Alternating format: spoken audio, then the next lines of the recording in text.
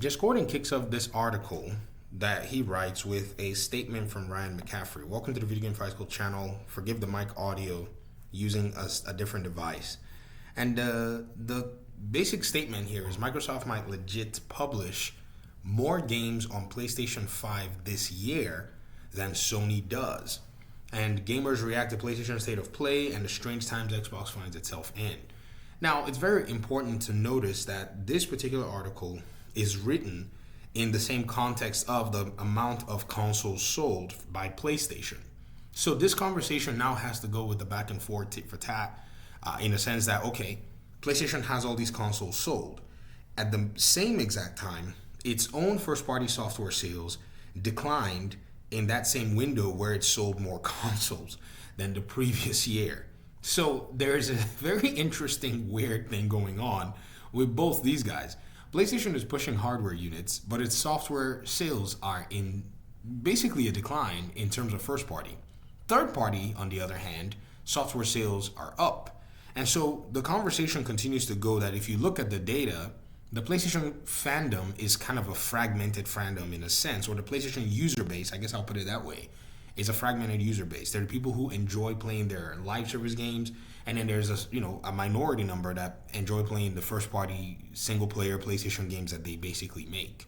So Jez writes this: Sony has its semi-regular State of Play showcase yesterday, and PlayStation gamers hoping for a roadmap received a lot of third-party platform titles instead. Did Xbox bow out too soon? That's another conversation here. So he writes, yesterday, PlayStation had a State of Play event, a semi-regular showcase of upcoming games, both from first and third party, more so than ever. State of Play featured a ton of multi-platform games, both slated for Windows PC and Xbox Series X and S, in addition to PlayStation, which accentuates an evolving industry. Well, the industry evolving is something that is not new for a lot of us. Many of us have been talking about this likelihood, this possibility, because if you kind of go ahead and think about it, ladies and gentlemen, I mean, you got to say, if you're not selling consoles, you have to find a way to make money. So in Xbox's own way, they're pursuing the strategy they used in the Xbox One days when they were getting beaten down and went and sold their games on PC. They're just taking it to the further extension. PlayStation is pushing consoles on the other hand, but software from the first party side ain't selling. All the investment that they're putting in there, their ROI doesn't seem satisfactory to them. So what they're doing is they're going into the PC platform and selling games as well. With now they're improving their first day and date first party cadence in regard to PC platform, and something that we're seeing with Lost Soul aside, announced for 2025 and as a PC day one title. Lego Horizon Adventures, which many claimed, it's not a PlayStation game, it's Lego. Yeah, right. Shut up with that nonsense, please. All this talk about that is just quite weird. But yes, the industry is changing, and yes, everybody is noticing it now. Right now, costs are outstripping growth for players in the console space. Sony has seen a modest increase in users year over year, but the overall pie chart shows Windows PC as the main growth vector for the gaming industry right now. To that end, PlayStation has begun supporting PC more than ever, with first-party titles like Helldivers 2 demonstrating performing better on Windows than it did on PlayStation itself. Even Sony's biggest franchises like God of War and Spider-Man have begun hitting PC, and it seems almost inevitable the future PlayStation games will hit a day-and-date PC launch cadence in the future similar to Xbox. This is not an overstatement. I would disagree if I did not think that this was a high likelihood, seeing as they're already doing so with some of their games. They're already testing it out. Remasters are basically day one for the most part, right? Remakes seem like they're day one as well with Until Dawn remake. I guess we can use that as conjecture. Maybe you can say small games, Lego Horizon Adventures, Lost Soul aside, you can also categorize those as small games, but they are and will be day and date. So it seems like they're inching themselves closer to it. But here's the thing: Xbox is already there and is in the no more holding back phase of their strategy. And so this is going to be very interesting to see how things go. Things have progressed even more quickly on the Xbox side. Microsoft was the first to begin supporting PC 8 years ago to find new users and revenue as a console on the lowest rung of the ladder. Hey guys, I told you all this. Remember guys, when I was telling you the Steam best of 2020, 2021, 2018? I feel like everybody is like writing pieces on the content that we've been discussing on the Video Game Fight School channel. I mean, I don't know, man, because some of you did some real good work in getting into that data set like crazy. I remember Princess Peaches went out and found the Steam user data from 2017 and 2018 because it was no longer available on Steam, and they basically got that to me in a PDF. So all that work, I see a lot of outlets. Colin Moriarty's video where I did that reaction to sounded very, very interesting because it was pointing out the need for PlayStation's live service push. I mean, now he may have maybe made allusion to this in a while ago, but it's interesting that all these things I've been saying, a lot of people didn't want to listen at the time. Then he said, then he writes, as a console player on the lowest rung of the ladder, says that strategy has been quite devastating for hardware sales. Now, this is where Jez Corden gets it wrong, right? And let me explain to you. The very first Xbox game that kind of kicked off things in that whole rung of the ladder thing that he's talking about was Quantum Break in 2016. Do y'all remember? I made you guys the little chart here. And this is where whenever they try to rewrite history, we have to go back and kind of pull them back in and say, no, Jez, for you to say that that's been devastating to hardware is not painting the context very well. So those of you who are dialed into this, let's go ahead and look at what's going on right here. The timeline shows that around that 2015 time, PlayStation is having a blast. The console had come out in 2013. By 2014 and 2015, Xbox is getting bodied. You hear me? Xbox is getting toasted. So their first game is not launched until about 2016, 2017. In fact, it's obvious here with the Crap Gamer, this user on Twitter. Basically, he and Phil Spencer going back and forth about it. And I clipped and I made a screenshot of this particular tweet. That Xbox, seeing as their console sales were not doing well, realized that if they did not take any action, they were going to lose their studios. So this is in contrast to what Jez is writing in this article right here, saying that that strategy has been quite devastating for Xbox's hardware sales, which have shown yearly declines at a breakneck pace for several quarters now. Microsoft has started putting its games not only on PC, but now even on PlayStation in order to make up for the slow death of its own hardware platform. Jez, that is not the picture. The picture is that we have historical data to show us that this is exactly why Microsoft pivoted to PC. It was already getting big hits back in the Xbox One side from PlayStation, jabbing it, nose, ribs, gut, knee to the face, jawbreaker, uppercut, whatever you want to call it. And this is where I think a lot of people get it wrong. And Jez, you are absolutely off base in this, and I would hope that you would probably be the one that can actually point these realities in the most accurate way. So now that they realize that they lost that console war in the Xbox One generation, Phil started to make that pivot to PC. And since he started to make the pivot to PC, it actually has paid off for him. Remember the Steam user data, like we were talking about, as to how Steam basically puts the games front and center with their Steam user, data and all of the above, right?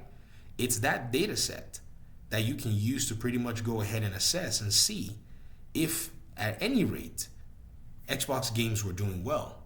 That's one way you can find out. Another way that you can also find out is to see if their Xbox studios were able to stay open regardless of the barrage.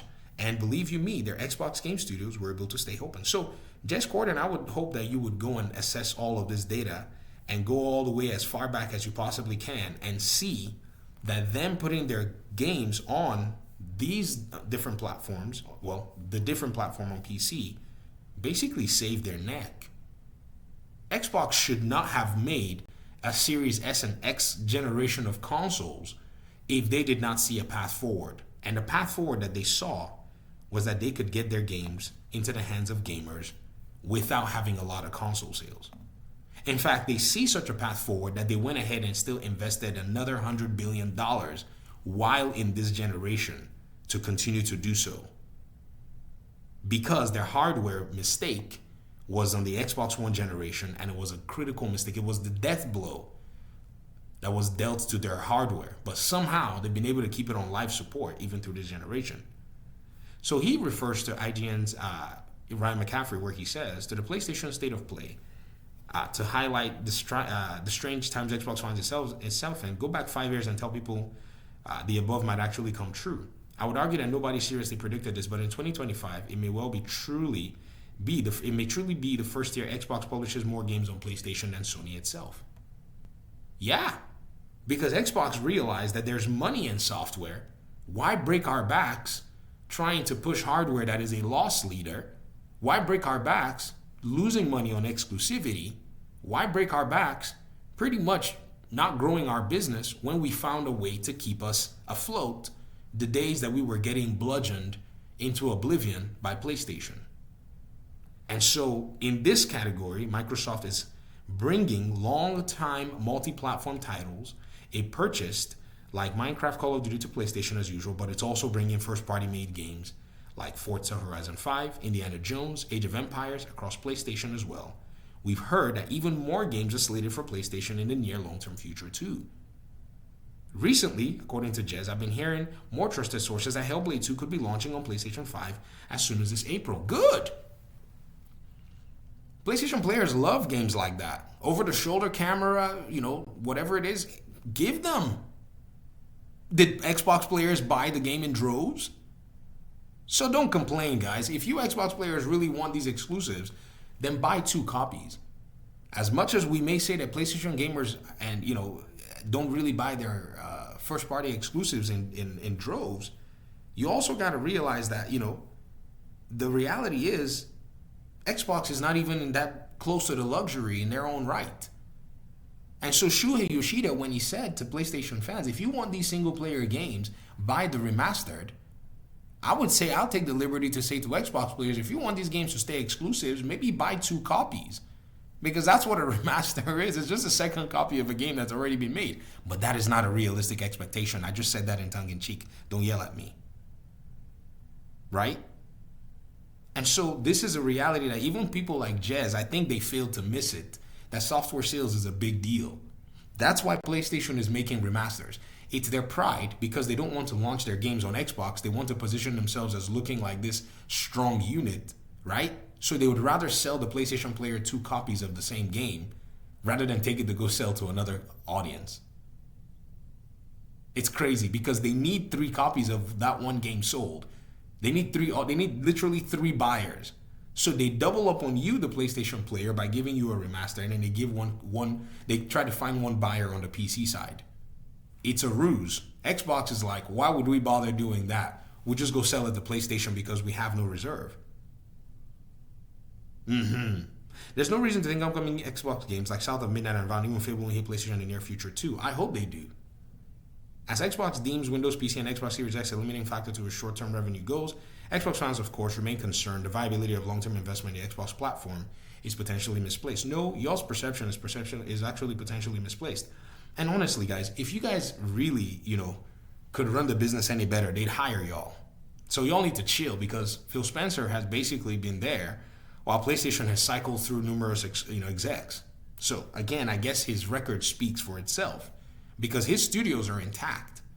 Like he's positioned content-wise to destroy you guys. You're saying that PlayStation might, that Xbox might publish more games than PlayStation on PlayStation this year, but how do you think that came about? He literally invested in his own ecosystem and made sure that his studios were actually, vibing and pumping by ensuring that they sold games. And all of a sudden, all of you are surprised? Why are you surprised by this? Oh, you didn't see it happening in the background until it finally manifested and you were like, oh, it clicked. This is what I've been talking about all this while. Anyways, there's more that he writes here from reactions and such from different people. But I think Jez, he likes exclusives and it will guide and, channel his ideas. But at the end of the day, he can't feign surprise when you now see that the strategy has put Xbox in a more powerful software position than PlayStation, where PlayStation could sell more units, do a state of play, and Xbox still comes out looking like they're a gaming company that is actually much more interested, committed, dedicated to delivering games than PlayStation themselves, who seems to basically push hardware as their major driver. So now we can identify both business strategies very clearly once we see more of these Xbox games finally land on the PlayStation ecosystem. Comment section, talk to me, guys. Thanks for watching. Peace out.